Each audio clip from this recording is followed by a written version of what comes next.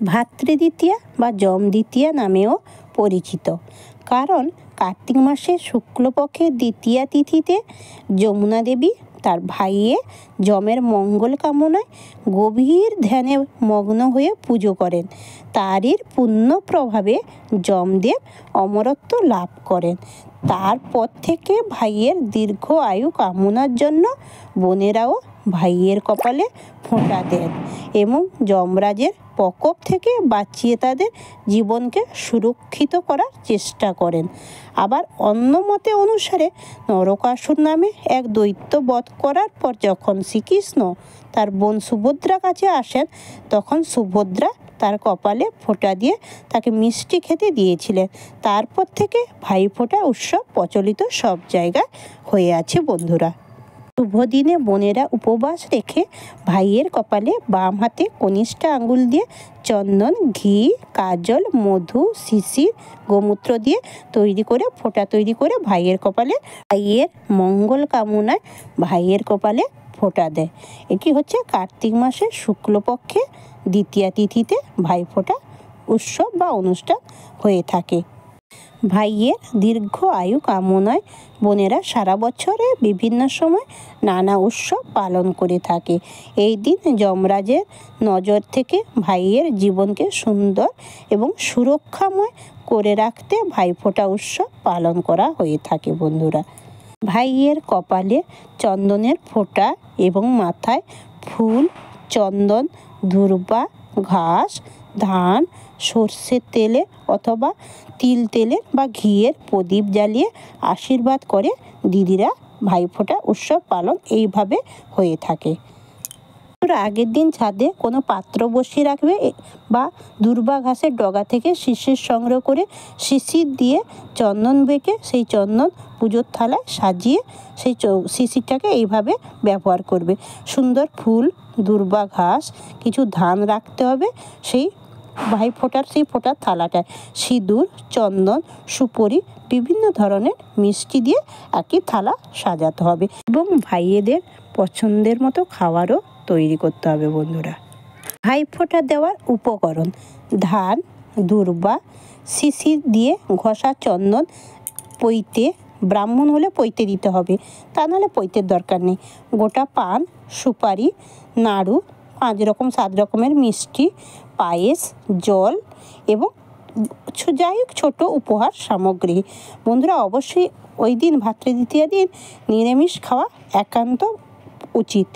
এই দিন বোনেরা উপবাস রেখে ভাইয়ের কপালে বাম হাতে অনামিকা আঙ্গুল দিয়ে চন্দন, ঘি, কাজল, মধু, শিশির, গোমূত্র দিয়ে ফোঁটা দিয়ে ভাইয়ের দীর্ঘ আয়ু বা শুভকামনা করে থাকে বোনেরা।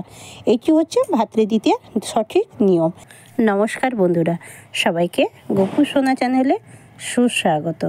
বন্ধুরা আজকে আমাদের আলোচনার বিষয় হচ্ছে 5ই কার্তিক, অক্টোবরের 23 তারিখ বৃহস্পতিবার, ভাতৃদ্বিতীয়া বিষয়ে বন্ধুরা। তাহলে বন্ধুরা তারিখটা হলো 5ই কার্তিক, 23শে অক্টোবর, বৃহস্পতিবার হচ্ছে ভাতৃদ্বিতীয়া। বন্ধুরা ভাইয়ের কপালে দিলাম ফোঁটা, যম দুয়ারে পড়ল কাটা, যমুনা দেয় যমকে ফোঁটা, আমি দিই আমার ভাইকে ফোঁটা। যম যেমন হয় চিরজীবী, তেমন আমার ভাই যেন হয় চিরজীবী। এবং বোনের হাতের কর্তব্য এবং ভাইও দিদিকে বা বোনকে মিষ্টি খাইয়ে দেওয়া কর্তব্য। বন্ধুরা এই ভাইফোঁটা দেওয়ার অমৃত যোগ হচ্ছে সকালবেলা 7টা 18-র মধ্যে ও 1টা 11 গত হলে 2টো 40-এর মধ্যে। এই টাইমটা হচ্ছে ভাইফোঁটা দেওয়ার উপযুক্ত সময়। বন্ধুরা সময় থাকলে যখন আপনাদের সময় হবে সেইভাবেই আয়োজন করা যেতে পারে। ভাইফোঁটা উপলক্ষে অনেক কাহিনী আছে বন্ধুরা, চলুন একটা দুটো আলোচনা করা যাক। একবার নরকাসুরকে বধ করে শ্রীকৃষ্ণ দ্বারকায় ফিরে এলেন। সেখানে ক্লান্ত শ্রীকৃষ্ণকে বোন সুভদ্রা প্রদীপ জ্বালিয়ে সম্মান করলেন বা অভ্যর্থনা করে পিঁড়িতে বসে খেতে দিলেন কত রকমের সুস্বাদু খাবার। ভাই যেন পুনর্জন্ম পেল, অর্থাৎ সে আবার পুনরায় ভাই দ্বিজ অংশে বা ভাতৃদ্বিতীয়া বলে একটা পরিচয় আছে। পুরাণ মতে দানবরাজ বলি পাতালে বামনরূপী ভগবান বিষ্ণুর কর্তৃত্বে বন্দী হলেন। ভগবান বিষ্ণু বর দিতে চাইলেন। বলি বললেন, প্রভু আপনি এখানেই দ্বারপাল হিসেবে থাকুন, যাতে আসতে যেতে আপনার দেখা পাই। ভগবান বিষ্ণু হলেন বলির দ্বারপাল। এদিকে স্বামীর জন্য বহুকাল অপেক্ষা করে মা লক্ষ্মী দেবী নারদের কাছে গেছেন। সেখানে তিনি সব কিছু জানতে পারলেন। তখন পাতালে গিয়ে তিনি বলির সাথে ভাই বোনের সম্পর্ক স্থাপন করেন। বলি কপালে চন্দনের ফোঁটা দিয়ে বললেন, ভাই আমার, আজ থেকে তুমি আমার ভাই। বলি বলল, বোন তোমার কি চাই বলো, যা চাই তাই পাবে। লক্ষ্মী বললেন তখন, আমার স্বামীকে আটকে রেখেছ, ছেড়ে দাও। বলি তৎক্ষণাৎ ভগবান বিষ্ণুকে মুক্তি দিলেন।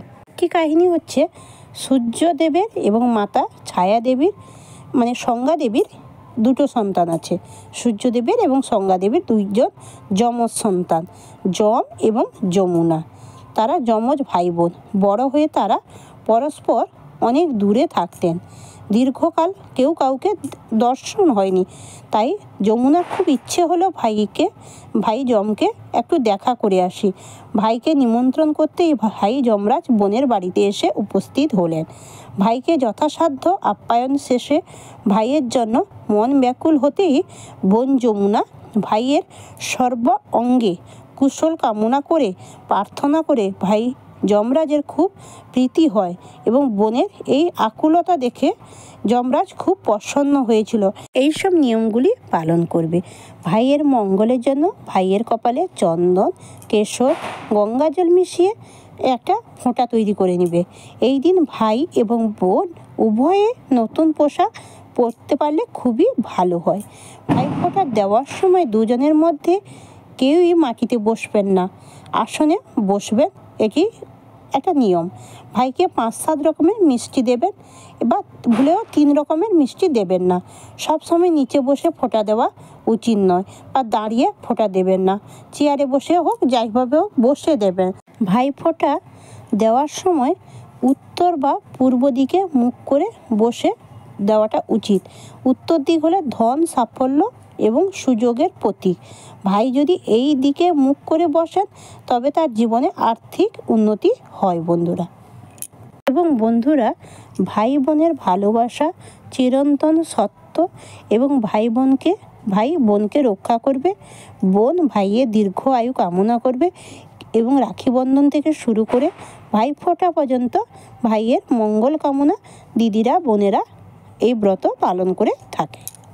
এবং ভাতৃদ্বিতীয়াকে অনেকে যম দ্বিতীয়া নামেও পরিচিত, কারণ কার্তিক মাসের শুক্লপক্ষে দ্বিতীয়া তিথিতে যমুনা দেবী তার ভাই যমের মঙ্গল কামনায় গভীর ধ্যানে মগ্ন হয়ে পুজো করে তারই পুণ্যর প্রভাবে যমদেব অমরত্ব লাভ করেছেন। ফোঁটা দেওয়ার সময় এই মন্ত্র বলবে বন্ধুরা, ভাইয়ের কপালে দিলাম ফোঁটা, যমের দুয়ারে পড়ল কাঁটা। যমুনা দেয় যমকে ফোঁটা, আমি দিই আমার ভাইকে ফোঁটা। ভাইয়ের মঙ্গল হোক, জীবনে উন্নতি হোক, সকল বিপদ থেকে এবং সমস্ত অসুখ বিসুখ থেকে ভাই আমার ভালো থাকুক, সুস্থ থাকুক, এই কামনা করতে হয়। এবং চন্দনের ফোঁটা 3 বার দিতে হবে। প্রদীপটাও ভাইয়ের কপালের সামনে 3 বার ঘোরাতে হবে। এইভাবে ভাই ফোঁটা করবে, ভাইয়ের মঙ্গল কামনা করবে বন্ধুরা। এটি ছিল আমাদের আজ ভাইফোঁটার বিষয়ে আলোচনা। অবশ্যই বন্ধুরা এইভাবে ভাইফোঁটা করবেন। সকলে ভালো থাকবেন, সাবধানে থাকবেন, সুস্থ থাকবেন। ভাইফোঁটা দেওয়ার সময় বন্ধুরা শঙ্খটা ও থালায় রাখবেন এবং শাঁখ বাজাতে ভুলবেন না। শঙ্খধ্বনি এবং উলুধ্বনি অবশ্যই করবেন এবং বাড়ির গুরুজন বাবা মায়ের আশীর্বাদ অবশ্যই নেবেন বন্ধুরা। রাধে রাধে।